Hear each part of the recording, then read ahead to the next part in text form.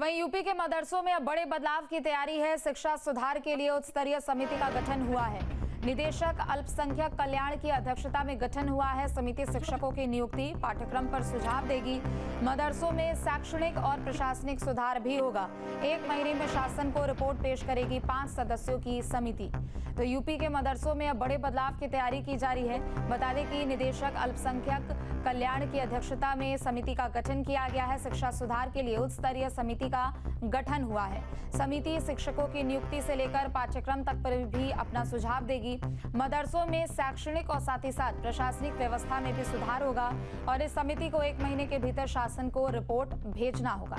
ये बड़ी खबर आपको बता दें, चूंकि प्रदेश में कई ऐसे मदरसे हैं जो कि उनमें शिक्षा सुधार की आवश्यकता है, उनके पाठ्यक्रमों में भी सुधार की आवश्यकता है। शिक्षकों की नियुक्ति को भी लेकर कई ऐसे मदरसे हैं जो कि पिछले लंबे समय से ये सब मामले लंबित थे और ऐसे में अब एक बड़े बदलाव की तैयारी की जा रही है। शिक्षा सुधार के लिए उच्च स्तरीय समिति का गठन हुआ है और तमाम बड़े बदलाव किए जाएंगे। निदेशक अल्पसंख्यक कल्याण की अध्यक्षता में इसका गठन हुआ है। 1 महीने के भीतर शासन को रिपोर्ट भेजी जाएगी। समिति शिक्षकों की नियुक्ति से लेकर पाठ्यक्रम तक पर भी अपना सुझाव देगी। मदरसों में शैक्षणिक के साथ साथ प्रशासनिक सुधार भी होगा। ज्यादा जानकारी के लिए शुभम जुड़ चुके हैं। शुभम, यूपी में मदरसों में बड़े बदलाव की तैयारी है, चाहे वो पाठ्यक्रम हो या फिर शैक्षणिक व्यवस्थाएं हो, सभी पर अब नजर रखेगी ये समिति। जी बिल्कुल, देखिए यूपी के मदरसा शिक्षा में बड़े बदलाव की तैयारी की जा रही है और ये तैयारी अब धीरे धीरे जमीन पर दिखना शुरू हो चुकी है। शिक्षा सुधार के लिए उच्च स्तरीय समिति का गठन किया गया है। निदेशक अल्पसंख्यक कल्याण की अध्यक्षता में गठन किया गया है। समिति शिक्षकों की नियुक्ति, पाठ्यक्रम पर जो सुझाव देगी और इन सुझावों को लागू करने का काम किया जाएगा। मदरसों में शैक्षणिक प्रशासनिक सुधार होंगे और इसके साथ ही साथ 1 महीने में शासन को रिपोर्ट पेश करेगी ये 5 सदस्यों की टीम। मुख्य तौर पर जिस तरीके से लगातार प्रधानमंत्री नरेंद्र मोदी की जो बातें रहती है, एक हाथ में लैपटॉप, एक हाथ में कुरान जैसी तमाम बातों को अमल में लाए जाने का काम, साथ ही साथ मदरसों में बेहतर तरीके से आधुनिक शिक्षा के साथ जोड़ने का जो प्रयास लगातार उत्तर प्रदेश की योगी सरकार करना चाहती है और वही तमाम चीजें आने वाले दिनों में इस प्रस्ताव में भी देखने को मिल सकती है। लिहाजा बड़े बदलाव की तैयारी उसी क्रम में मानी जा रही है। साथ 1 महीने में शासन को रिपोर्ट पेश करेगी ये 5 सदस्यों की टीम। मुख्य तौर पर जिस तरीके से लगातार प्रधानमंत्री नरेंद्र मोदी की जो बातें रहती है, एक हाथ में लैपटॉप, एक हाथ में कुरान जैसी तमाम बातों को अमल में लाए जाने का काम, साथ ही साथ मदरसों में बेहतर तरीके से आधुनिक शिक्षा के साथ जोड़ने का जो प्रयास लगातार उत्तर प्रदेश की योगी सरकार करना चाहती है और वही तमाम चीजें आने वाले दिनों में इस प्रस्ताव में भी देखने को मिल सकती है। लिहाजा बड़े बदलाव की तैयारी उसी क्रम में मानी जा रही है। ठीक है, बहुत शुक्रिया आपका तमाम जानकारी के लिए। तो वहीं अयोध्या में राम मंदिर ट्रस्ट के महासचिव चंपत राय का बड़ा बयान सामने आया। राजा राम की प्राण प्रतिष्ठा को लेकर चंपत राय बोले हैं। बता दें कि 3, 4, 5 जून को किसी को नहीं आमंत्रित किया गया है, ये कहना है महासचिव चंपत राय का। कोई भी प्राण प्रतिष्ठा शब्द सुनकर यहाँ ना आए। परकोटे में बने मंदिर के दर्शन अभी श्रद्धालु नहीं कर पाएंगे। 5 जून को राम दरबार और परकोटे में बने मंदिर की प्राण प्रतिष्ठा होगी और 3 जून सुबह 6:30 बजे अनुष्ठान का कार्यक्रम शुरू होगा।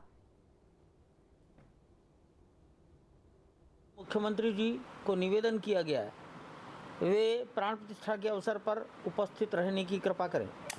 मुख्यमंत्री जी ने स्वीकार कर लिया है, वे 5 जून को यहाँ पधारेंगे। लेकिन प्राण प्रतिष्ठा के पश्चात पूजन तो प्रारंभ हो जाएगा पंडितों के द्वारा, परंतु जनता जनार्दन का दर्शन अभी वहाँ नहीं होगा। अनेक बाधाएं हैं निर्माण कार्य की, उनको पूरा होने में अभी और कुछ महीने लगेंगे। हमने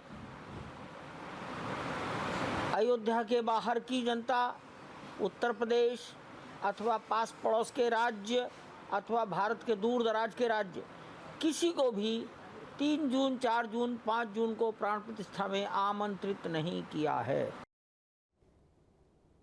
राजधानी लखनऊ से बड़ी खबर, यूपी सभासद एसोसिएशन का प्रदर्शन देखने को मिला। 75 जिलों से आए सभासदों का इको गार्डन में प्रदर्शन देखने को मिला। बता दें कि अपनी 10 सूत्रीय मांगों को लेकर ये लोग प्रदर्शन कर रहे हैं। तो एक तरफ प्रदर्शन की ये तस्वीरें भी आपके सामने। यूपी सभासद एसोसिएशन का ये प्रदर्शन, 75 जिलों से आए सभासदों का इको गार्डन में प्रदर्शन देखने को मिला है। अपनी 10 सूत्रीय मांगों को लेकर ये लोग प्रदर्शन कर रहे हैं। और बड़ी खबर आपको बता दें, जहां डीजी लेवल के 3 आईपीएस अधिकारियों को तैनाती मिली है। आशुतोष पांडे को डीजी टेलीकॉम बनाया गया है।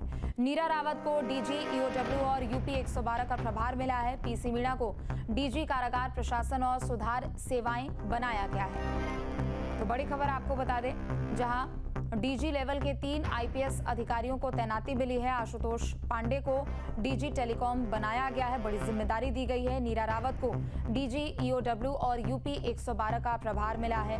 पीसी मीणा को डीजी कारागार प्रशासन और सुधार सेवाएं बनाया गया है। तो एक तरफ नाम दिए हैं अधिकारियों के आपके सामने, जिनको बड़ी जिम्मेदारियां दी गई हैं। मैनपुरी में न्यूज 8 की खबर का बड़ा असर हुआ है। पूर्व बीजेपी नेत्री के बेटे के अश्लील वीडियो वायरल मामले में एक्शन लिया गया है। आरोपी नीरज गुप्ता को पुलिस ने गिरफ्तार कर लिया है। वीडियो वायरल मामले में पहली गिरफ्तारी हुई है। तो मैनपुरी में न्यूज 8 की खबर का ये बड़ा असर।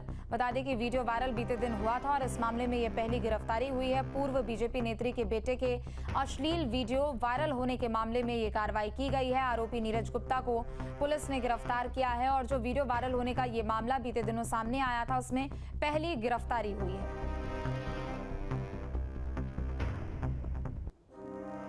बिजनौर में निर्माणाधीन पुल भरवा कर गिरा है। बता दें कि अचानक लेंटर गिरने से यह हादसा हुआ है। हादसे में कई मजदूर घायल हुए हैं। मेरठ पौड़ी हाईवे 119 का ये पूरा मामला। तो एक तरफ तस्वीरें, बड़ी खबर बिजनौर से, निर्माणाधीन पुल भरभरा कर गिरा है। अचानक लेंटर गिरने से यह हादसा हुआ। हादसे में कई मजदूर भी घायल हो चुके हैं। मेरठ पौड़ी हाईवे 119 का ये पूरा मामला।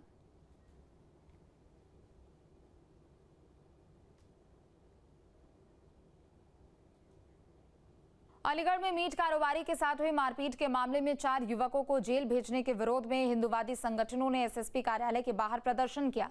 हिंदुवादी संगठनों ने निर्दोष लोगों के विरुद्ध कार्रवाई नहीं करने की मांग की। 22 मई को थाना हरदुआगंज क्षेत्र के गांव अलहदादपुर पर मीट कारोबारियों के साथ मारपीट की घटना हुई थी, जिसमें ग्रामीणों और मीट कारोबारी के द्वारा रिपोर्ट दर्ज कराई गई थी। मीट कारोबारी की रिपोर्ट पर पुलिस ने 4 हिंदू युवकों को गिरफ्तार कर जेल भेज दिया है। वहीं रिपोर्ट में 25 अज्ञात लोगों का नाम लिखाया गया था।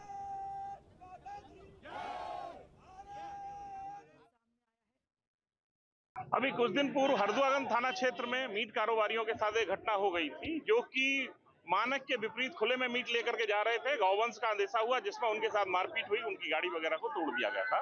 इस घटना के खिलाफ 2 एफआईआर हुई थी। एक एफआईआर ग्रामीणों ने कराई थी, जिसमें मीट कारोबारियों द्वारा ग्रामीणों को कुचलने का प्रयास किया गया। वहीं दूसरी एफआईआर जो है वो मीट कारोबारियों ने कराई थी, जिसमें उन्होंने कई आरोप लगाए थे। पुलिस ने मीट कारोबारियों की एफआईआर पर तो कार्रवाई की, लेकिन जो वास्तविक घटना है जिसमें ग्रामीणों को कुचलने का प्रयास किया गया, उस पर कोई कार्रवाई अभी तक नहीं हुई। मीट फैक्ट्री जहां से अवैध तरीके से मीट निकाला जा रहा था, जिन पुलिस वालों की देखरेख में वो मीट अतरौली तक ले जाया जा रहा था, उनके खिलाफ कोई कार्रवाई नहीं। अगर प्रशासन के मानक के अनुसार कार्य हो रहा होता तो ये घटना नहीं होती। शब्द कथाओं में छुपे हैं दिव्य रहस्य और ज्योतिष देता है जीवन को दिशा। धर्म से जुड़ी हर बातों को जानने के लिए हमारे चैनल स्तुति को सब्सक्राइब करें। चैनल पर जाने के लिए इस लिंक पर क्लिक करें।